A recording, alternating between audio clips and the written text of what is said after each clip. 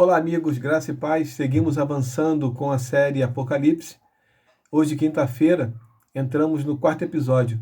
E eu gostaria de iniciar esse episódio fazendo a leitura de um texto que está registrado no livro de 1 Tessalonicenses, capítulo 4, do versículo 13 ao 17. Diz assim a palavra do nosso Deus, o Eterno. Não desejamos, no entanto, irmãos, que sejais ignorantes em relação aos que já dormem no Senhor, para que não vos entristeçais como os outros que não possuem a esperança. Porquanto, se cremos que Jesus morreu e ressuscitou, da mesma maneira devemos crer que Deus, por intermédio de Jesus, trará juntamente com ele os que nele faleceram. Afirmamos a todos vós, pela palavra do Senhor, que nós, os que estivermos vivos, quando se der o retorno do Senhor, certamente não precederemos os que dormem nele, pois, dada a ordem com a voz do arcanjo e o ressoar da trombeta de Deus, o próprio Senhor descerá dos céus e os mortos em Cristo ressuscitarão primeiro. Logo, em seguida, nós, os que estivermos vivos sobre a terra, seremos arrebatados como eles nas nuvens, para que o encontro com o Senhor nos ares, e assim estaremos com Cristo para sempre, forever. Então, essa é a promessa do nosso Deus para a minha vida e para a sua vida, aqueles que esperam em Jesus. Então, a volta de Jesus é uma verdade absoluta e é algo que está assim chegando na nossa pele, a gente sente isso no ar. Então, a iminência é muito grande dessa volta e nós aguardamos com expectativa. E o estudo de hoje vai tratar do evento mais importante, eu diria, do livro de Apocalipse, que é o arrebatamento da igreja. Vamos falar também do tribunal de Cristo. Então, esse assunto que vamos tratar hoje é um assunto que tem que ser para mim e para você algo de muita esperança, algo que vai mexer com o nosso coração, algo que vai trazer para nós uma alegria muito grande, e não o que muita gente tem, o sentimento de tristeza, de terror, de pavor sobre aquilo que vai acontecer, porque o arrebatamento é uma promessa de Deus para a minha vida e para a sua vida. E é isso que nós vamos esperar. O fundamento, o objetivo do arrebatamento é justamente nos levar para a glória, para morar eternamente com o Senhor. Então isso deve ser um motivo de muita alegria para mim e para você. Amém? Nós vamos tratar desse assunto. Existem visões sobre o arrebatamento, existem posicionamentos, vamos tratar de todos esses aqui. E eu queria que você acompanhasse com muita atenção cada detalhe, em nome de Jesus. Amém? As questões relativas a esse arrebatamento, que vão ser tratadas agora, algumas estão registradas nesse livro que nós lemos aqui, 1 Tessalonicenses, outras no próprio livro de Apocalipse e outras no livro de Mateus e também no livro de 1 Coríntios. Então, o que significa arrebatar no grego? Significa raptar, tirar fora e tirar a força. Então, muitas linhas teológicas, muitos teólogos utilizam a expressão rapto da igreja para fazer alusão, fazer menção ao arrebatamento. Porque isso vai se dar de uma maneira súbita, de uma maneira secreta, de uma maneira assim que ninguém vai perceber. Quando olharem, aquilo já aconteceu. Então, a gente vê filmes aí e os filmes tentam retratar aquilo que está escrito na Bíblia de uma maneira bem clara. E a gente assistindo alguns filmes, por exemplo, o nome do filme é O Arrebatamento. Eu não sei se existem 1, 2, 3, mas eu sei que eu vi um deles. E é muito interessante que existem pessoas que estão pilotando aviões e esses aviões perdem total controle e caem. Pessoas estão dirigindo carros, pessoas que estão andando nas ruas e aí eles desaparecem e a roupa fica caída.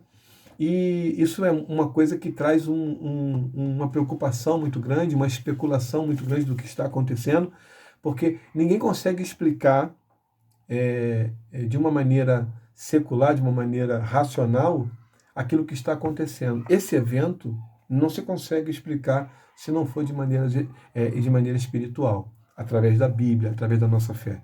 Amém? E aí, como nós acreditamos que vamos subir nesse arrebatamento, as pessoas que creem no arrebatamento não estarão aqui para explicar o que de fato aconteceu. Você consegue entender? Então, os cientistas vão ficar muito desesperados porque esse acontecimento vai trazer um burburinho muito grande, vai mexer com toda a sociedade. Mas as pessoas que acreditam, as pessoas que sabem o que de fato aconteceu, não estarão aqui para explicar. Isso é que vai ser o grande gancho dessa situação. Porque quando você conhece algo, conhece o fato e você pode explicar aquilo, é tranquilo, a pessoa que está do outro lado, né, que vai receber essa mensagem, ela vai ouvir e vai entender, confiando em você, ela vai entender e vai falar, entendi, agora entendi o que aconteceu. Mas imagina você, nesse acontecimento, as pessoas que acreditam no arrebatamento, porque aquelas que ficarem, é porque elas não estavam esperando isso.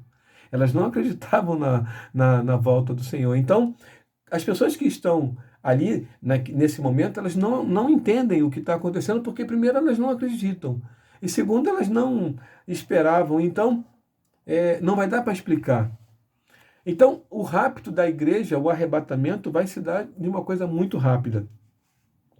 A trombeta de Deus, né, a voz do arcanjo e a trombeta de Deus que nós lemos aqui, ela vai anunciar esse arrebatamento. E quem é que vai ouvir? Quem tem ouvidos de ovelha, quem tem ouvidos de discípulo, de servo do Senhor, esses vão ouvir a trombeta.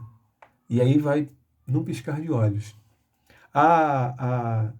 Esse tempo que as pessoas acreditam, né, que vai durar o arrebatamento, é uma coisa, fração de segundos.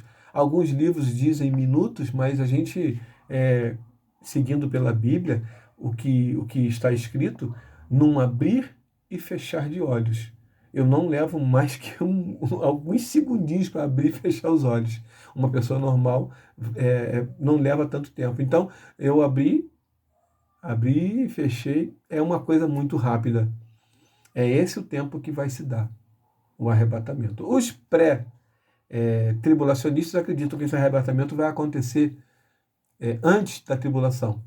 E, em seguida, a tribulação vai começar num período de 7 anos e o personagem principal vai ser o anticristo. O anticristo, a gente vai falar lá na frente, eu só estou dando uma prévia porque isso é um acontecimento que vai envolver diretamente a tribulação. E a tribulação é um assunto que a gente vai tratar no próximo episódio. Então, o anticristo ele vai fazer grandes alianças, né, políticas, econômicas, ele vai tentar unificar tudo. O que nós chamamos de sincretismo religioso, hoje, vai se transformar em uma unificação, né? Não num sincretismo, onde todas as religiões, algumas religiões comungam apesar de uma fé diferente uma da outra, mas eles tentam caminhar junto, mesmo em alguns momentos não dando. Diferente de você ter opiniões ou divergências teológicas, né? A divergência no campo da teologia, no campo do pensamento ou da opinião, tranquilo.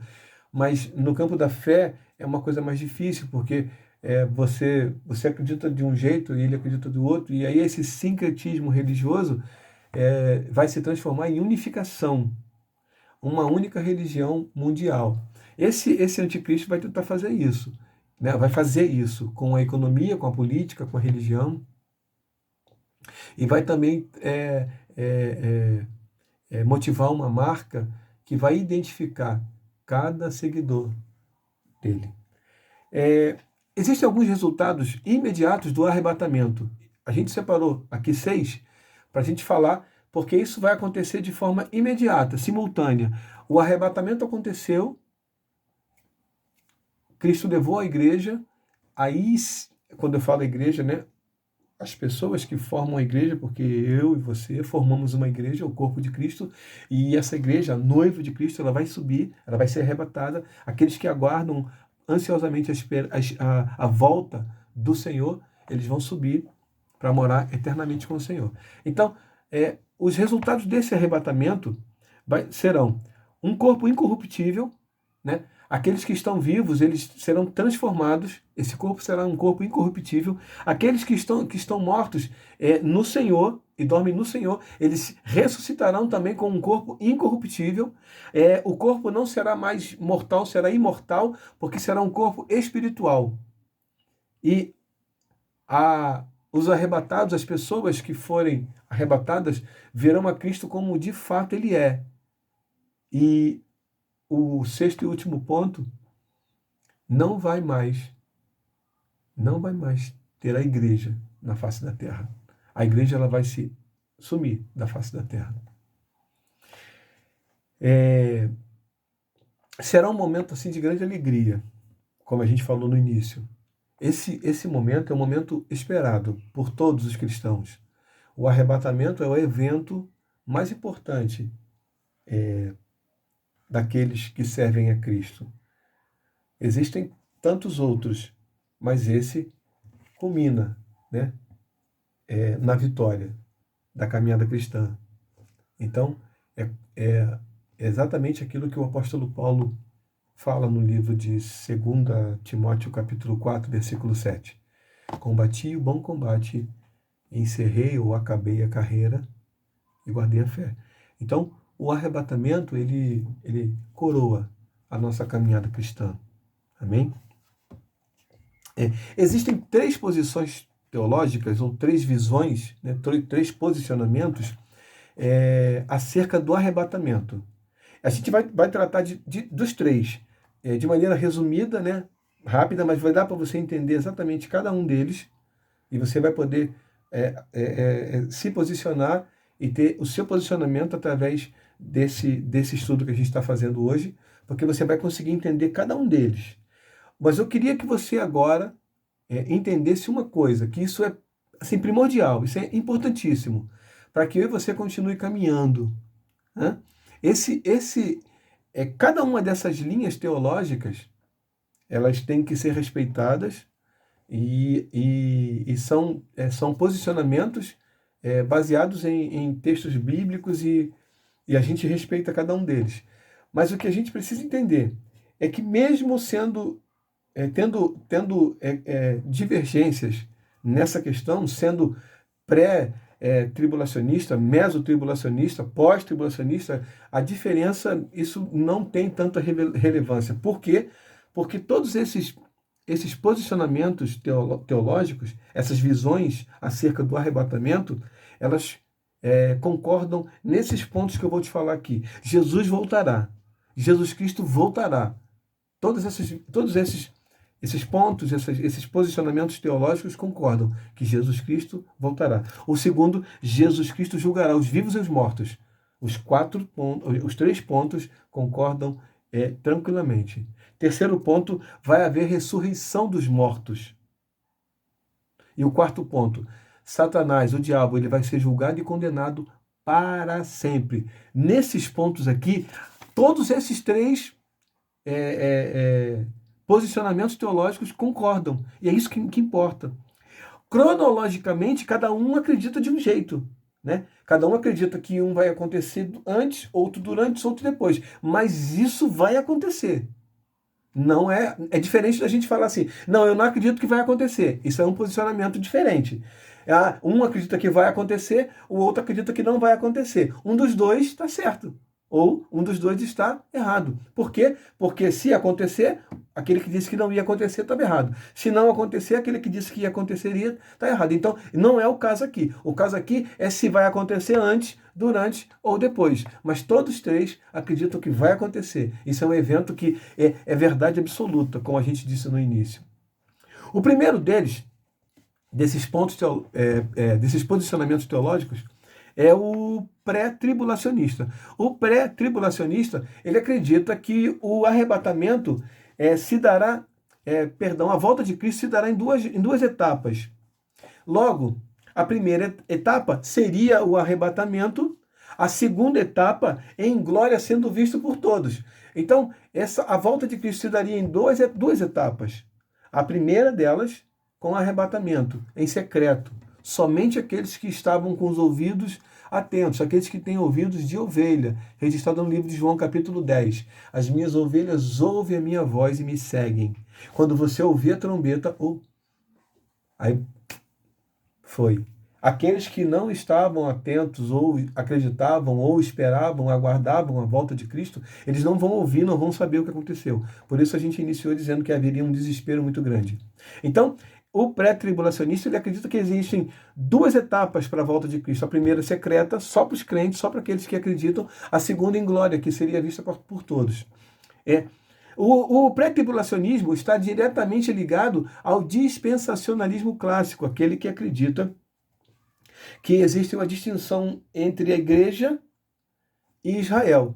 Então, o pré-tribulacionista acredita que Deus ele tem planos específicos para Israel. Jesus veio para os judeus, só que os judeus o rejeitaram. Logo, ele suspendeu temporariamente esses planos para Israel. Ele suspendeu temporariamente e aí aparece a igreja. Quem seria essa igreja, né? Os gentios, eu e você. Então,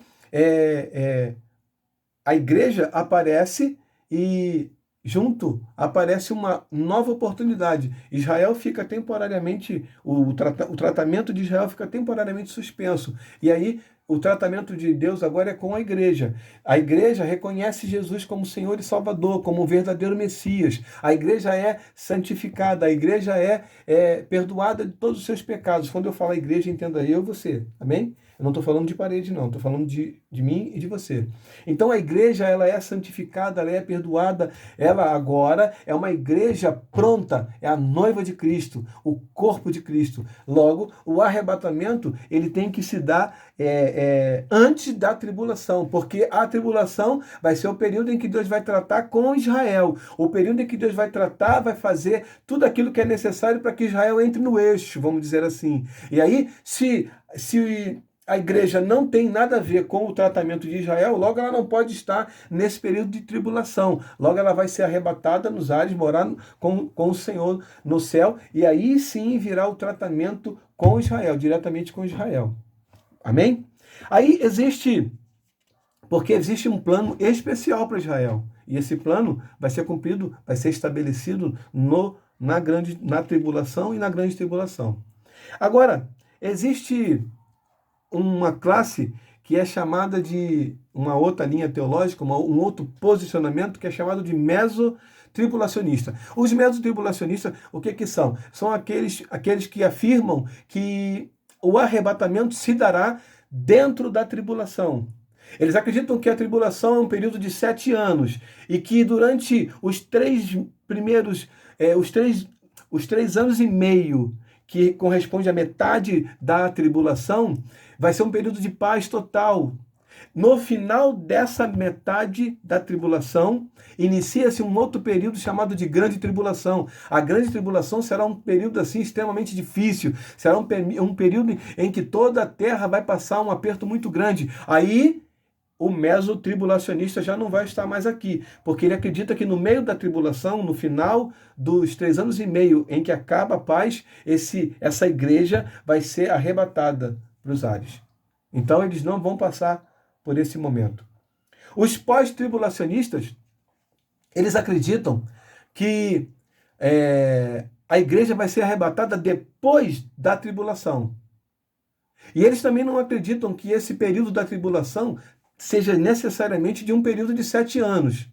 Mas eles acreditam que isso vai acontecer, o arrebatamento vai acontecer após a tribulação. A igreja vai ser perseguida, a igreja vai ser provada, testada, vai ser, sabe? E aí, quando tudo acontecer, Deus vai livrar, e aí essa igreja vai ser arrebatada após a grande tribulação. Só que, nessa linha teológica, nesse posicionamento teológico acerca do arrebatamento, que é o pós-tribulacionista, existem 3 ramificações que a gente precisa mencionar aqui nesse estudo.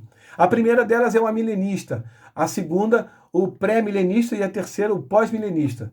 Então, essas três ramificações fazem parte da linha teológica do posicionamento dos pós-tribulacionistas.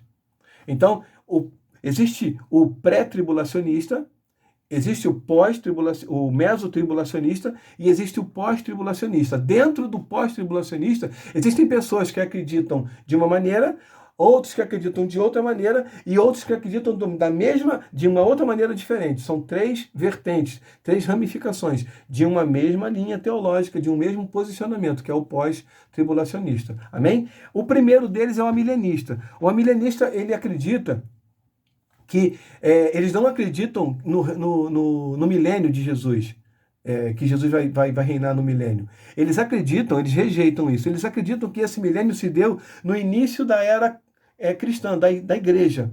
Então, no início da igreja, lá, da era da igreja, até os dias de hoje, esse período é chamado de período milenar, em que nós estamos vivendo. Então, eles rejeitam a possibilidade de ter um período de 1000 anos em que Cristo vai reinar. Esse período não existe para eles.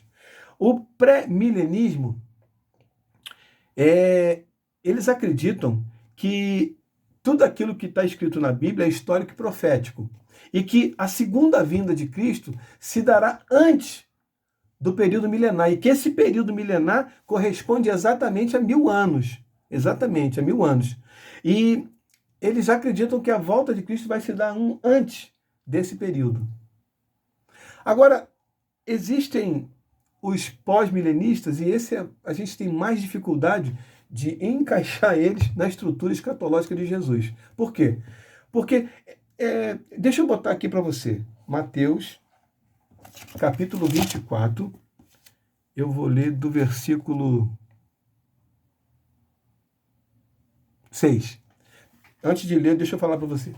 O pós-milenista, ele acredita que a igreja ela tem uma missão muito grande e importante, que é evangelizar. É isso aí, todos nós sabemos, né? Ide por todo mundo, pregar o evangelho a toda criatura. Isso nós sabemos. Até aí está tudo certinho, não tem nada de errado. Só que eles acreditam que essa evangelização ela vai crescendo progressivamente.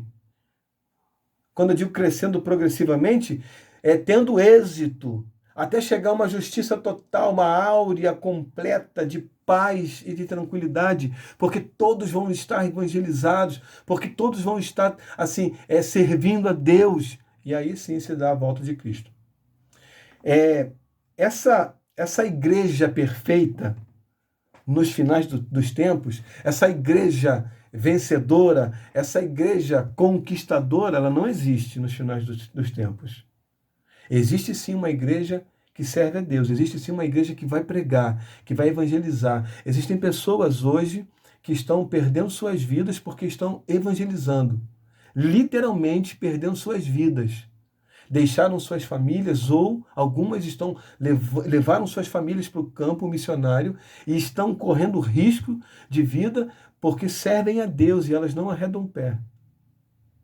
Quando eu digo conquista, é ter êxito em tudo. Todos vão se converter. Isso a gente não pode esperar. A gente queria muito que isso fosse verdade, mas a gente não pode esperar isso. Segundo o que a gente vai ler aqui para você. Então, o pós-milenista acredita que vai haver uma progressão muito grande, vai haver um crescimento muito grande da igreja, uma prosperidade espiritual muito grande, até que chegue uma paz total. Eu não acredito nisso. Eu não acredito nisso. Eu vou ler para você aqui. Mateus capítulo 24, versículo 6. Diz assim a palavra do Eterno. E vós ouvireis falar de guerras e rumores de guerras, todavia não vos desespereis, porque é preciso que tais coisas ocorram, mas ainda não será o fim. Versículo 7. Porquanto nação se levantará contra nação e reino contra reino. Haverá fomes e terremotos em vários lugares. Contudo, esses acontecimentos serão apenas como as primeiras dores de um parto. Então, eles vos entregarão para serem afligidos e condenados à morte, e sereis odiados por todas as nações por serem meus seguidores. Nessa época, muitos ficarão escandalizados, trairão uns aos outros e se odiarão mutuamente. Percebe? Não há um progresso. Há um tom de guerra, né? Mas isso está previsto. Então, numerosos falsos profetas surgirão e enganarão a muitos. Eu gosto dessa expressão, a muitos, não a todos. Em qual grupo que eu pertenço? Nos muitos que serão enganados ou naqueles que não serão enganados? Porque eu não faço parte de todos. Aqui não está dizendo todos. Diz aqui muitos. Muitos, então quer dizer que algumas pessoas não serão enganadas. Eu quero fazer parte desse grupo que não será enganado. Eu quero fazer parte desse grupo. E você? E aí, ele continua. E, por causa da multiplicação da maldade, o amor da maioria das pessoas se esfriará. Aquele, porém, que continuar firme até o final será salvo. E na tua versão talvez está assim. Aquele que perseverar até o fim será salvo. O amor de muitos... Aqui também eu amo essa expressão. O amor de muitos. O amor da maioria, não de todos. Eu não estou nessa maioria. Você não está nessa maioria. Amém? Então, o pós-milenista, ele acredita num sucesso espiritual através da evangelização total. Vai chegar uma paz total e aí sim a volta de Cristo vai ser uma verdade. Mas isso a gente não acredita, porque as coisas tendem a piorar. Não porque a gente está sendo pessimista, entenda, mas porque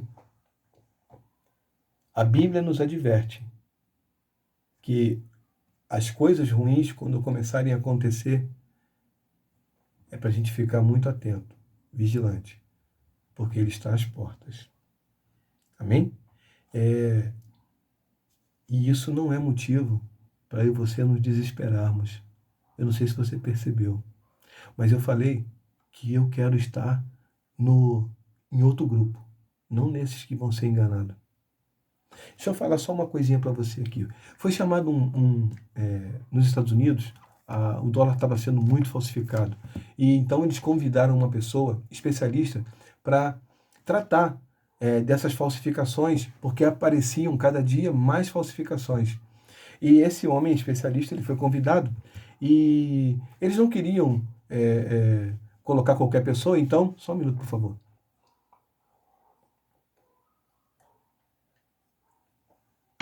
Eles não queriam colocar qualquer pessoa, e como uma espécie de teste, eles convidaram ele e colocaram várias notas de dólar, algumas falsas, algumas verdadeiras, e ele foi pedindo para esse especialista identificar e separar quais eram as verdadeiras e quais eram as falsas. Esse especialista, ele olhou e falou, essa aqui é falsa, essa aqui é falsa, essa daqui não, essa aqui é verdadeira. Essa daqui é verdadeira e essa daqui também é falsa. Essas três aqui são falsas, essas duas aqui são verdadeiras. Aí o rapaz se assustou e falou, como é que você sabe? Ele falou, essa aqui é falsa, eu sei. Isso aqui é verdadeiro, eu sei. Ele falou, mas essa falsificação aqui, a gente detectou ela tem cerca de 3 dias. Ela não é uma falsificação que está aí há muito tempo para você estudar ela. Ele falou, não, você está enganado. Eu não estudo as notas falsas, eu estudo a verdadeira. Eu não estudo a nota falsa. A falsa pode aparecer um montão, parecida, o diferente, eles podem mudar o que eles quiserem, porque eu conheço a verdadeira. Então eu queria te desafiar. Conheça o verdadeiro, para que você não seja enganado pelo falso. Conheça o verdadeiro, porque quando alguém se levantar dizendo que é ele, que é um profeta, que é o verdadeiro e tal, você vai falar, não é, eu conheço o verdadeiro não é você. Eu conheço o verdadeiro, é Jesus. Então, não fica, se preocupando com como é que vai ser. Não, se preocupe em conhecer o verdadeiro. Se preocupe em servir, em obedecer o verdadeiro. Jesus, é isso que é um desafio para a minha vida e para a sua vida. E aí a gente não vai se preocupar com aquilo que vai... Porque muitos serão enganados. A Bíblia está advertindo, muitos serão enganados. Muitos. E quando a Bíblia diz muitos, é porque existem algumas pessoas que serão. Mas também existem algumas pessoas que não serão enganadas. E eu quero fazer parte desse grupo de pessoas que não vai ser enganado, porque eu quero conhecer o verdadeiro.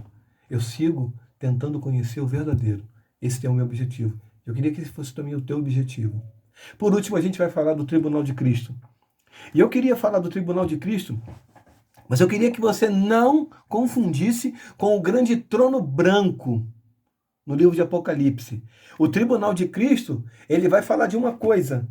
o trono branco, ele vai tratar de outro. Porque quando a gente fala de tribunal, a gente pensa em julgamento, a gente pensa em alguém que vai ser condenado e alguém que vai ser absolvido. Esse aqui não é o objetivo. O objetivo do tribunal de Cristo é premiar, é galardão, de acordo com as obras que cada um praticou aqui nessa terra. Por isso é importante.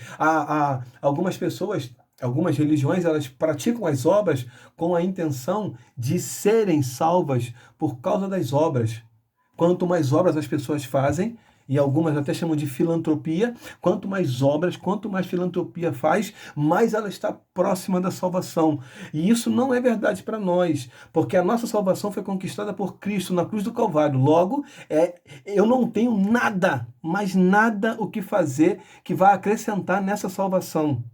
Então por que eu faço obra, pastor? Então por que eu tenho que fazer obra? Porque você precisa demonstrar essa salvação através daquilo que você acredita.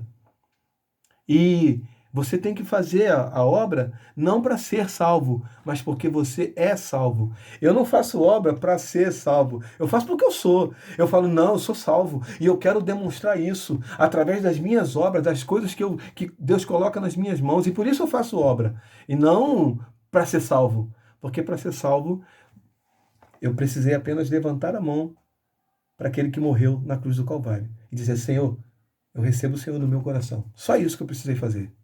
Então o tribunal de Cristo aqui, diferentemente do trono branco, ele não vai condenar ninguém. Deixa eu colocar aqui para você. O trono branco está registrado no livro de Apocalipse, capítulo 19, capítulo 20, versículo 11 e o 15. Diz assim, ó. Em seguida observei um grande trono branco, e o que estava sentado sobre ele, a terra e o céu fugiram da sua presença e não foi achado lugar para eles. Aí você continua o texto e depois no versículo 15 vai confirmar o que vai acontecer com aqueles que forem encontrados ou não encontrados. Versículo 15. E todo aquele cujo nome não foi encontrado escrito no livro da vida foi lançado no lago de fogo. Aqui sim, esse trono é para condenação, é para julgamento. Condenação, absolvição. O tribunal de Cristo não. O tribunal de Cristo vai tratar de galardão. Deixa eu ler para você aqui. 1 Coríntios, capítulo 3, versículo... 1 Coríntios 3, 13 e 15. Aqui, ó, diz assim, ó. Sua obra se manifestará porquanto o dia trará luz, pois será revelada pelo fogo, que provará a qualidade da obra de cada um. Se a obra de alguém construiu permanecer, este receberá sua recompensa.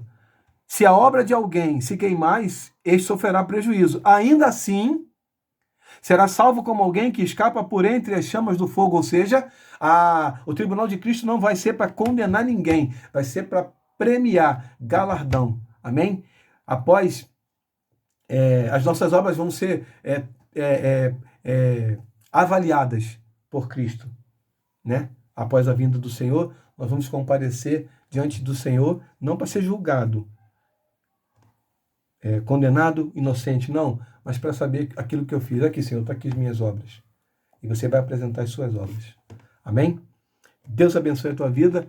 Eu te aguardo na terça-feira para a gente entrar no 5º episódio. E aí, se a gente for olhar onde a gente está, nós estamos exatamente na metade. Então, o mesmo caminho que a gente vai fazer para voltar é o caminho que a gente vai fazer para ir para frente. Vamos para frente, vamos seguir em frente. Amém? Nós estamos na metade. Na metade, então, eu já andei, já percorri 4 episódios, agora só faltam 4. Se eu voltar, eu vou ter que andar os 4. Se eu for para frente, eu vou andar 4. Então eu vou para frente. Amém? Eu desafio você a continuar. Não desiste não para não. Deus abençoe a tua vida. Obrigado pela sua companhia. Obrigado porque você faz parte desse projeto. Amém? Deus abençoe, que ele seja esclarecedor e que você possa estar com a sua vida firmada em Cristo. Que você possa estar confiante, alegre, esperançoso com a volta do Senhor. Porque ele vai voltar um dia para buscar a mim e a você, para buscar a noiva, a sua noiva. Amém? Deus abençoe. Fiquem todos com a paz do Senhor em nome de Jesus.